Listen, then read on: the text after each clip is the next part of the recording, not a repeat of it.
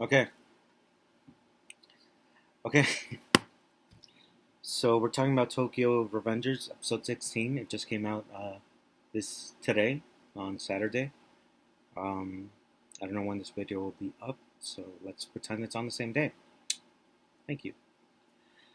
So this episode was crazy. Oh my god. So like always, I wrote down some notes, so I'll be going through them and I'll be talking about them. Um, so I want to start off. Mikey is such a badass. He could whoop anybody, but he chooses to ride around on a little cute little moped. And Tomon, they're like, all right, man, we gotta follow your lead. If you want to ride around on a kiddie bike, then we'll follow you in our big ass badass motorcycles. Um, which brings me to my main point. Probably throughout the entire series, because I've said this before, and I'll definitely say it again. These are middle schoolers. Um, you can't get a motorcycle license in Japan until you're like 18, and these guys are like 12, 13, maybe 14 years old, and it's like they're acting like grown adults, man. Like that's one of the charms of Tokyo Revengers. It's the the timeline aspect is what makes it feasible and makes you relate into the main character. Um, since generally we're around his age, and we can remember our middle school days. So I get that, but it's just ridiculous to me. Like these are little kids, man. Like they should be drinking chocolate milk and like playing soccer, but they're like running around like beating shit out of people on their badass motorcycles. I'm 29. I don't have a motorcycle license, so it's like sus- suspension of disbelief is like the bar is much higher than other anime, but it works, and I love the series. So put that put that aside. One thing I've noticed throughout this entire series, throughout the episodes, is Mikey's expressionless eyes. They just show a whole like his iris is always like blank with a stitch pattern, but with no discernible like pupil. You know, um, I noticed that in the beginning, and I think that's really cool. So I think that's gonna be the normal until Takamichi meets Mikey in the original timeline when they're adults. I think then Mikey's gonna have some expression in his eyes. But that's just my headcanon. That aside, the animators are doing really well, using his expressionless eyes to express emotions. I know that's contradictory, but that's what we got. I don't know if it's come. I mean, there's only been one or two of these reviews that I've made, so maybe not. But I'm a huge Mikey simp, and him making one of the guys take his moped out to get gas was such a power move, was such an alpha move. I'd expect nothing less from the leader of Tomon. And props to these guys that they went along with it, even though every single one of them knew it was his problem. He didn't get gas, and it was on him, no one else. But he crowdsourced that, and I respect it. Okay, and this hurt to watch. Baji getting his ass beat by the purple punk fucking peacock gang, whatever. That hurt, man. Because I know he's a badass, and I know he could one on one any of these, no problem, no diff. But he got his ass beat because they jumped him. There were like 7 or 8 people. I don't know. Somebody in the comments, please correct me. But there were like 7 or 8 people, and they were all on him. But he put his life on the line to protect the moped. He took a baseball bat to the back to protect Mikey's moped. That's that's some partnership, man. That's some brothership. I respect that.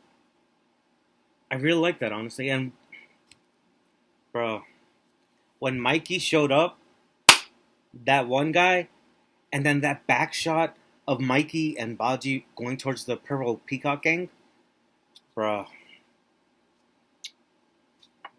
chef's kiss of the episode. It was so awesome. I love it.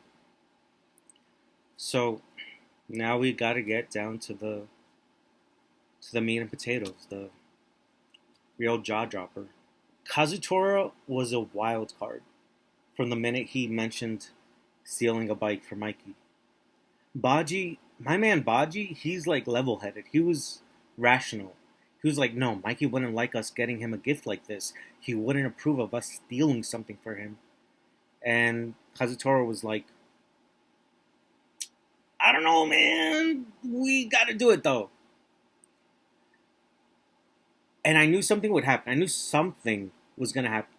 Originally, I thought what happened would happen, but instead of who it happened to be, it would be like an old man or something that they killed.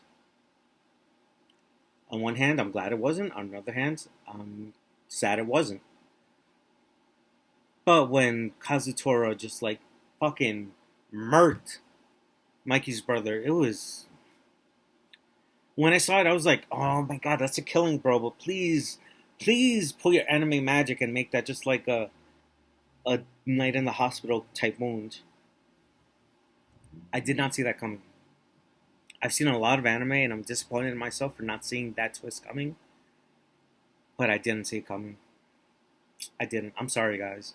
Please unfollow me because I do not deserve the title of weeb. But yeah, Kazutora killing Mikey's brother, that hit different. And it was kind of rushed. So I think this was an anime problem that was probably like done perfectly well in the manga.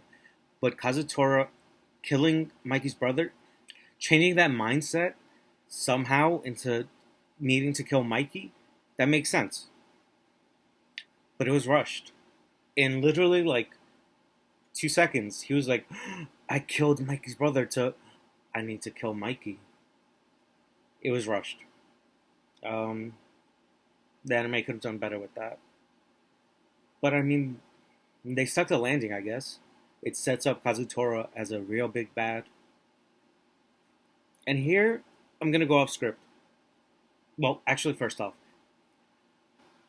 I 120% guarantee that Mikey's brother was gonna gift him that. Fuck. It's a CB 520T motorcycle.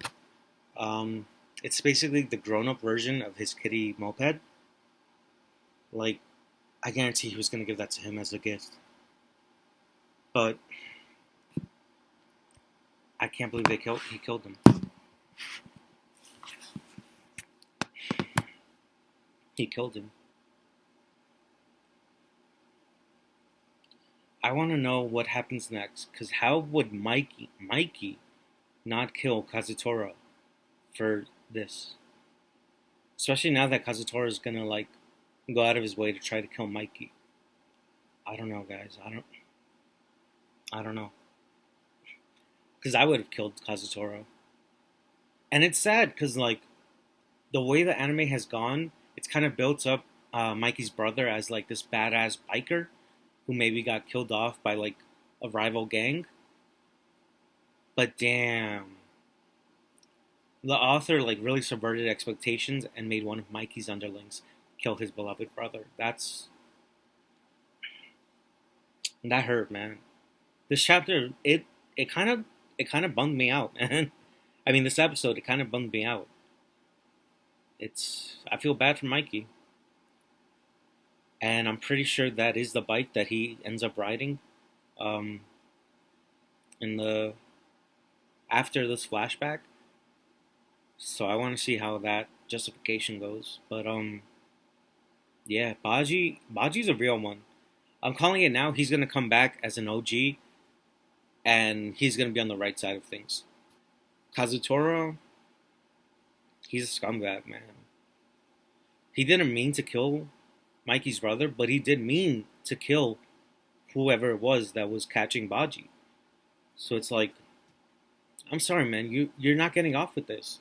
You made the wrong choice, and you fucked up, and you didn't feel bad about it until you found out it was your leader's brother.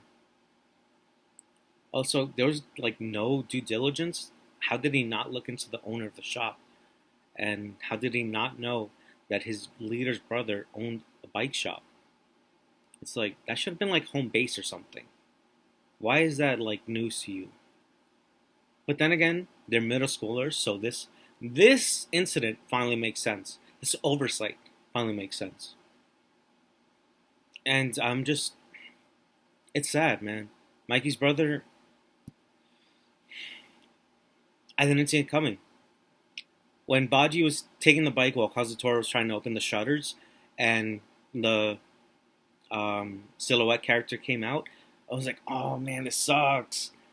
But their major characters, so they'll get away somehow. But when Baji said his name, Shinichiro, I was like, "That name sounds familiar, man. Who is that?" That's I don't know. That's somebody. And then when he's like, "Kazutora, no, don't strike down with that crowbar." I was like, "Oh man, this must be somebody important actually. Maybe this is like what caused the rift." And then when they say that that's Mikey's brother, I was like, "Damn, bro. I knew that name sounded familiar. I'm sorry. I'm sorry, Mikey." F in chat. It was a very good episode. I really liked it. The flashback exposition trope was used, but I think it was done well. And it was good to find out how Mikey's brother, Shinichiro, died. Because he was a badass. Like, we only saw him for, like, literally 30 seconds. But he was a badass. And I respect that. He went out with a bang. I don't know what next week could have. I honestly don't. And this is just a flashback, too. Like, we haven't. What's going to happen with Takemichi? How's he going to get out of the Valhalla lair? I don't know, man. This episode is crazy. When I saw that it was gonna be a flashback, I was like, oh, Mikey probably like fucking pissed on this guy's bicycle or something. I didn't see this coming. To recap, Kazutora and Baji killed Mikey's brother, Mikey's beloved brother. I don't know, man. But since we're recapping, shout out to Mikey coming through to save Baji from the Purple Peacock gang. And those two just annihilating those peacock ass punks. That was beautiful. That was a moment of beauty. So, this is my review for this week's Tokyo Revengers. Um, Please like and subscribe. It really helps me out. And hopefully, I'll see you guys next week.